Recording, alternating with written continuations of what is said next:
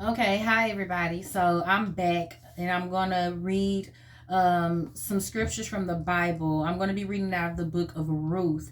I'm gonna read starting from chapter 1 until I decide to stop reading it. Okay.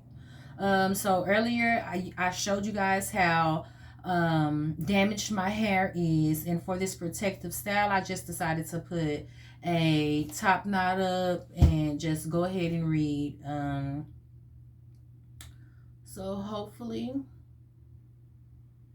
you know, it don't look too bad. Wobbling a little bit, but I just put it up to read. I could probably take it down, but if I do, it's probably, let me see. If I take it down, see how that would work, and just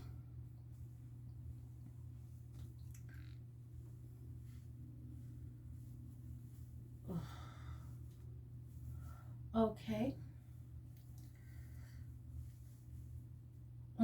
Let's just leave it like that for now. It'll look a little better. So let me turn this way. I don't really like that. Okay. I'll just put this up here. Okay. So I don't know. I kind of like the top knot bun better. So I'll just keep that up there. Okay. Anyway, just a little quick hairdo while we get into this Bible. So, like I said, we're going to be reading from Ruth, the book of Ruth, starting at chapter 1. Okay. Everybody ready? Good. The book of Ruth, chapter 1. Now, it came to pass in the days when the judges ruled that there was a famine in the land, and a certain man of Bethlehem, Judah, went to sojourn in the country of Moab, he and his wife and his two sons. And the name of the man was Elimelech, and the name of his wife Naomi, and the name of his two sons Mahlon and Chilion. And they were Echilion and Ephraithites.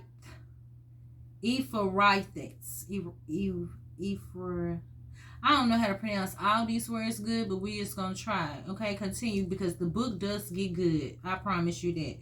So the name of and the name of the man was Elimelech, and the name of his wife Naomi, and the name of his two sons Mahlon and Chilion, Ephraimites of Bethlehem, Judah, and they came into the country of Moab and continued there. And Elimelech,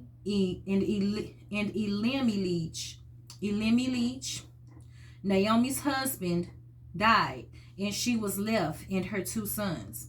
And they took them wives of the women of Moab. The name of the one was Orpah, and the name of the other Ruth. And they dwelled there about 10 years. And Mahlon and Chilion died also, both of them. And the woman was left of her two sons and her husband. Then she arose with her daughters-in-law, that she might return from the country of Moab, for she had heard in the country of Moab how that the Lord had visited his people in giving them bread. Wherefore she went forth out of the place where she was, and her two daughters-in-law with her, and they went on the way to return unto the land of Judah. And Naomi said unto her two daughters-in-law, Go, return each to her mother's house.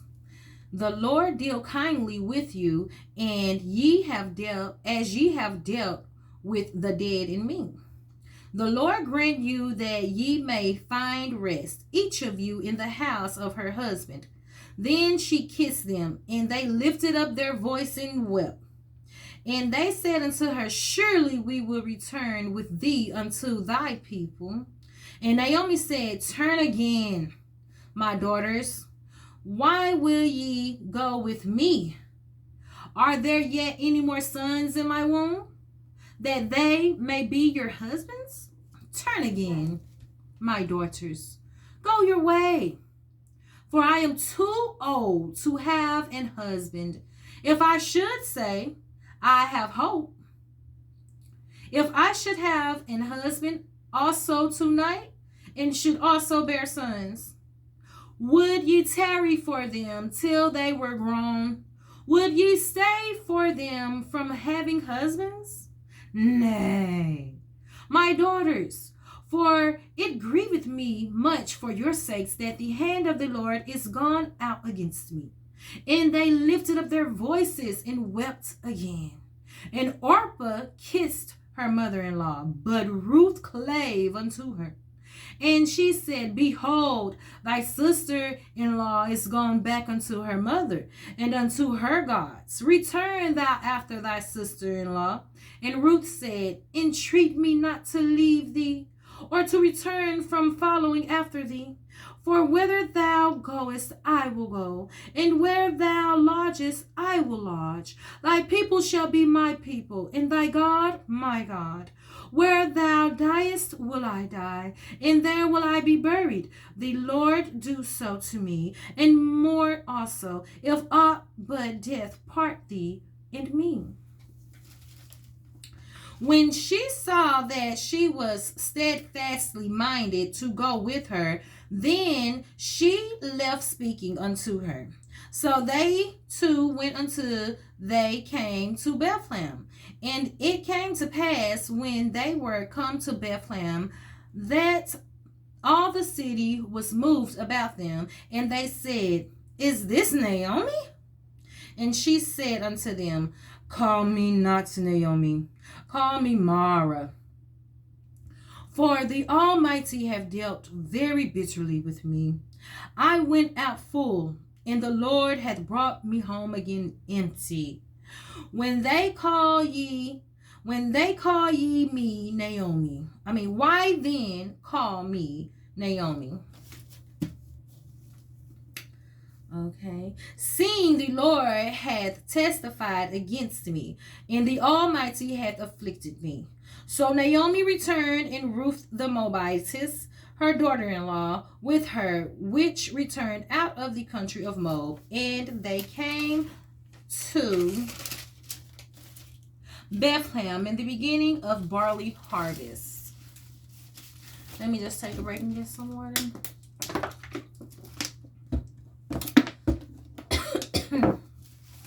Okay, I'm gonna keep on reading. We are reading chapter 2 now. Excuse me, the water went down the wrong pipe. And Naomi had a kinsman of her husband's, a mighty man of wealth of the family of Elimelech, and his name was Boaz. And Ruth the Moabitess said unto Naomi, Let me now go to the field and glean ears of corn after him, in whose sight I shall find grace. And she said unto her, Go, my daughter. And she went and came and gleaned in the field after the reapers. And her hap was too light on a part of the field belonging unto Boaz, who was the kindred of Elimelech. And behold, Boaz came from Bethlehem and said unto the reapers, The Lord be with you. And they answered him, The Lord bless thee. Then said Boaz unto his servant that was set over the reapers, Whose damsel is this? And the servant that was set over the reapers answered and said, It is the Moabitess damsel that came back with Naomi out of the country of Moab. And she said, I pray you, let me glean and gather after the reapers among the sheaves. So she came and had continued even from the morning until now, that she tarried a little in the house. Then said Boaz unto Ruth, Hearest thou not, my daughter? Go not to glean in another field, neither go from hence, but abide here fast by my maidens. Let thine eyes be on the field that they do reap, and go thou after them. Have I not charged the young men that they shall not touch thee? And when thou art athirst, go unto the vessels and drink of that which the young men have drawn. Then she fell on her face and bowed herself to the ground and said unto him, Why have I found grace in thine eyes, that thou shouldest take knowledge of me, seeing I am a stranger? And Boaz answered and said unto her, It hath fully been shewed me all that thou hast done unto thy mother-in-law since the death of thine husband, and how thou hast left thy father and thy mother in the land of thy nativity, and art come unto a people which thou knewest not heretofore. The Lord recompense thy work, and a full reward be given thee of the Lord God of Israel, under whose wings thou art come to trust. Then she said, Let me find favor in thy sight, my Lord, for that thou hast comforted me, and for that thou hast spoken friendly unto thine handmaid, though I be not like unto one of thine handmaidens. And Boaz said unto her, At mealtime come thou hither, and eat of the bread, and dip thy morsel in the vinegar. And she sat beside the reapers, and he reached her parched corn, and she did eat, and was sufficed and left. And when she was risen up to glean, Boaz commanded his young men, saying, Let her glean even among the sheaves, and reproach her not. And let fall also some of the handfuls of purpose for her, and leave them, that she may glean them, and rebuke her not. So she gleaned in the field until even, and beat out that she had gleaned, and it was about an ephah of barley. And she took it up and went into the city, and her mother-in-law saw what she had gleaned, and she brought forth and gave it to her that she had reserved after she was sufficed. I guess sufficed means full. And her mother-in-law said unto her, Where hast thou gleaned today? And where wroughtest thou? And I mean, where you gleaning? Where were you at after you gleaned? Girl, what you been doing?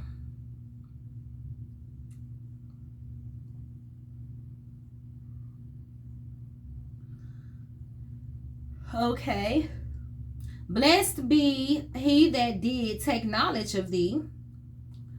That's what Naomi said to Ruth.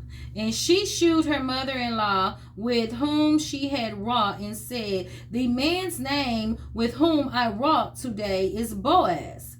And Naomi said unto her daughter-in-law, Blessed be he of the Lord, who hath not left of his kindness to the living and to the dead. And Naomi said unto her, The man is near of kin unto us, one of our next kinsmen.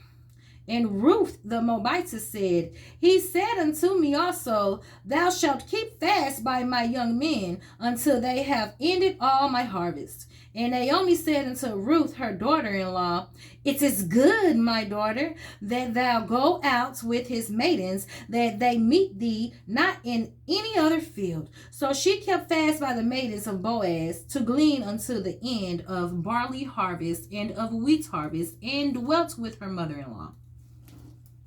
Chapter 3. Then Naomi, her mother-in-law, said unto her, oh, by the way, I'm reading out of King James Version, Bible, copy written 1611 verses. scripture. Ruth, the book of Ruth, chapter 3 now. Then Naomi, her mother-in-law, said unto her, My daughter, shall I not seek rest for thee, that it may be well with thee? And now is not Boaz of our kindred, with whose maidens thou wast? Behold, he winnoweth barley tonight in the threshing floor. Wash thyself therefore, and anoint thee, and put thy raiment upon thee, and get thee down to the floor, but make not thyself known unto the man, until he shall have done eating and drinking.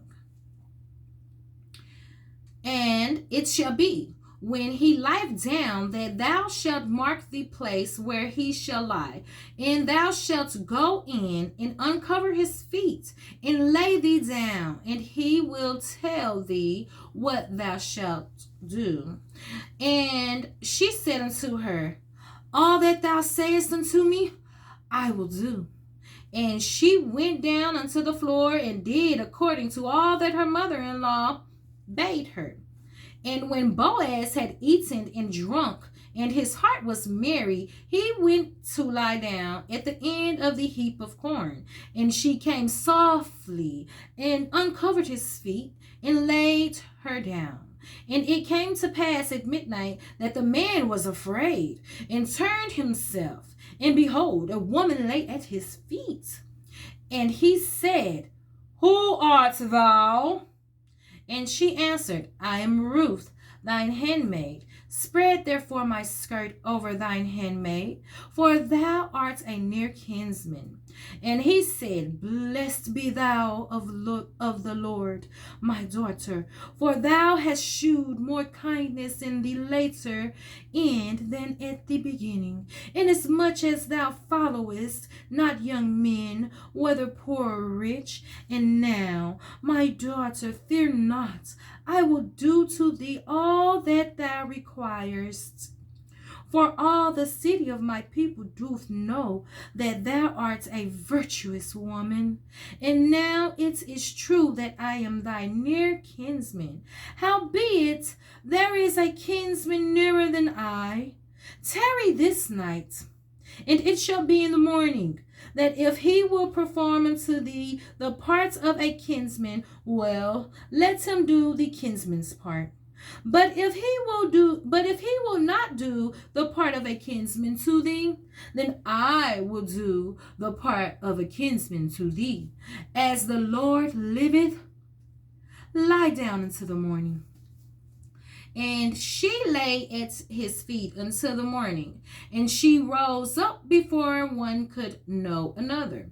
And he said, Let it not be known that a woman came into the floor. Also he said, Bring the veil that thou hast upon thee, and hold it. And when she held it, he measured 6 measures of barley, and laid it on her, and she went into the city. And when she came to her mother-in-law, she said, Who art thou, my daughter? And she told her all that the man had done to her.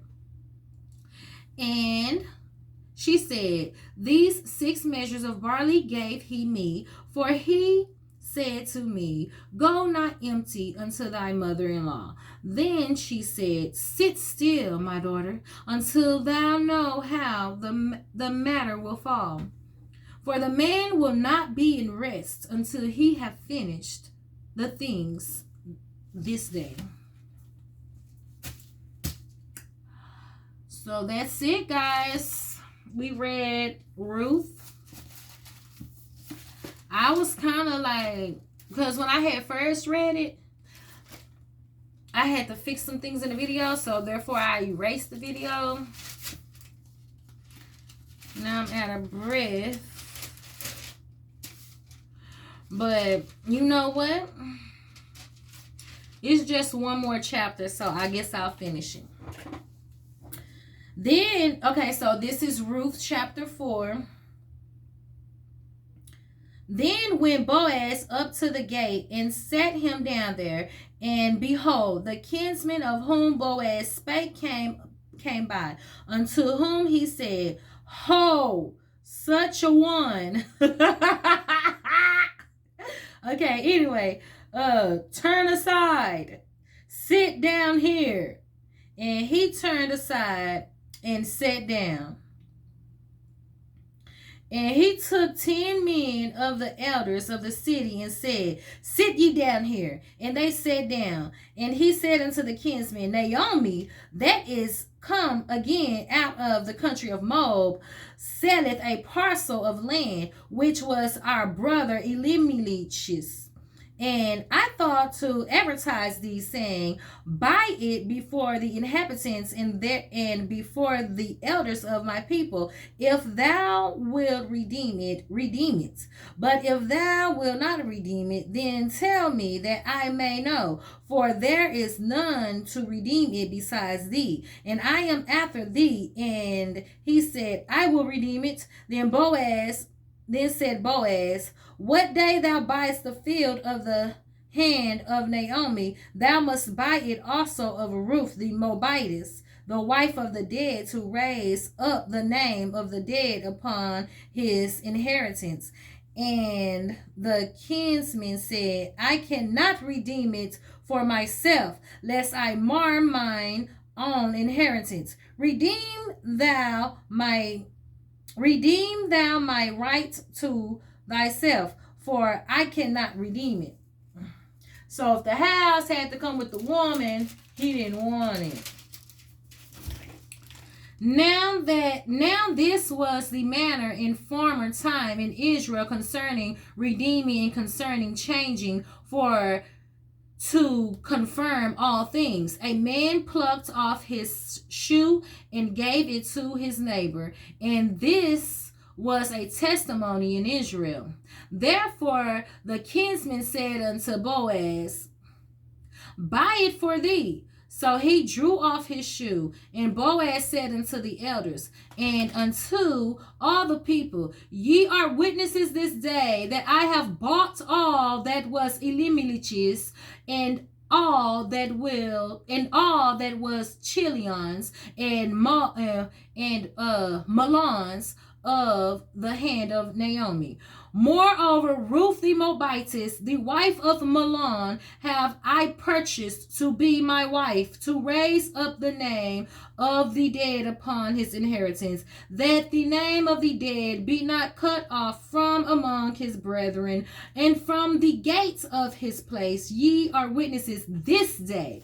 And all the people that were in the gates and the elders said, we are witnesses. The Lord make the woman that is come into thine house like Rachel and like Leah, which two did build the house of Israel. And do thou worthily in Ephrathah,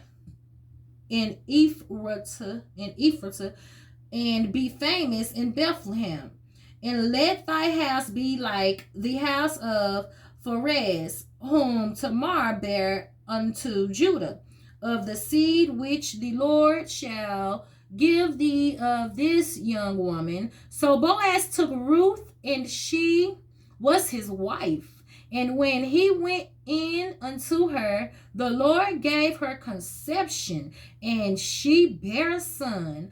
And the women said unto Naomi, blessed be the Lord, which hath not left thee this day without a kinsman, that his name may be famous in Israel.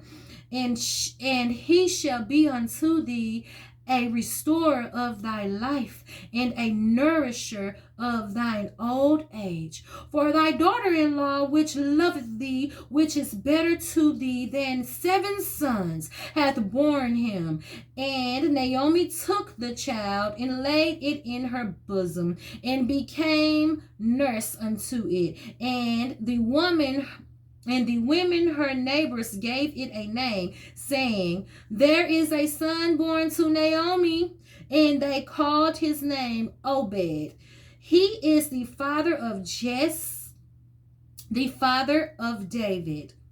Now, these are the generations of Pharez. Pharez begat Hezron, And her son begat Ram, and Ram begat Aminadab,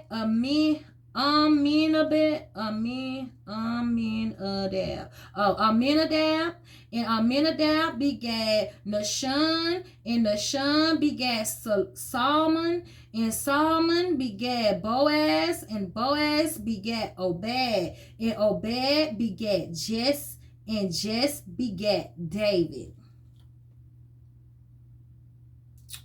The end. So I guess I could tell y'all, to sum it all up, to sum up the book of Ruth, I would just like to say that, you know, when the women had married into the relationship with their husbands, the husband's mother had become their mother, and they all lived together. But when their husbands died and only the women were left to stay, the women were then to take care of the mother as they did when their husbands were living, for death do them part, you know. So their mother was still tied to them and their husband. Being that the one had left and the other, Ruth, had stayed,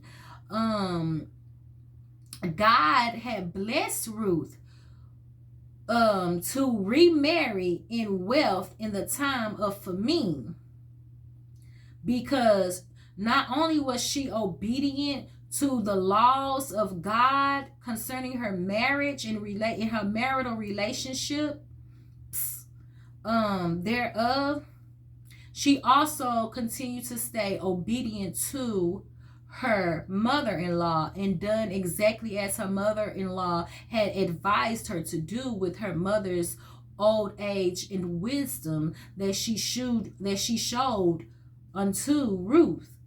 And by allowing Naomi to continue to aid her in being a motherly figure, they too were blessed in the city of God in Judah, and they lived happily ever after because they didn't go against God. They kept their, even though Naomi's faith was kind of wavering, she still was able to be strong by having her daughter-in-law there being, and her daughter-in-law was there because her daughter-in-law had the fear of God, which is Ruth's God, upon her. Because when Ruth had told Naomi, if I leave you, I fear what God is going to do to me because of our covenant that we had made under God. I don't want to break that, because if I do, I fear what the Lord will do to me is much worse than what I could be or what I could suffer through with you. So I'd rather suffer through whatever we're going to suffer through together than to part ways from you and have the wrath of God upon my head. Is something that Ruth didn't want. So by Ruth being obedient to her God, and by Ruth being obedient to her mother, God had, and then she also worked, you know, you work, you eat, you know, so she worked in the field and she was able to get noticed by a man. She carried herself as such a lady, you know, a lady, a virtuous woman, a virtuous lady. She carried herself as such, and it was seen by all. And you know, she went out seeking a blessing, and she came back with a blessing every time. So she went out looking for a blessing. She went out seeking for a blessing, and that is exactly what she got. She continued to hold herself accountable for the way that she carried herself and the respect for all that she came across, as well as she showed gratitude.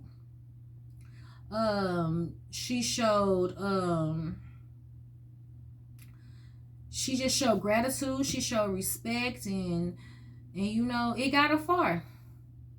And she was with the richest man that was over around the town at the time. And not only that, it was a famine. But where they went to, they did not have no worries about no famine. It wasn't no famine over there for them. Now, if they had went to the next town over where they had just come from, then yeah, it was a famine. But when they went over there to the town, because you know when Boaz or whatever his name is, when Boaz went to his field to see his workers working, he blessed the Lord. And then in return of him blessing the Lord, they blessed him in the Lord's sight and blessed the Lord, you know. And so what you notice from the book of Ruth is they did keep God first in all that they did. In everything that they did, from him going to his fields to see his workers working his fields in the famine, the first things he said when he stepped on his fields was something towards blessing the Lord.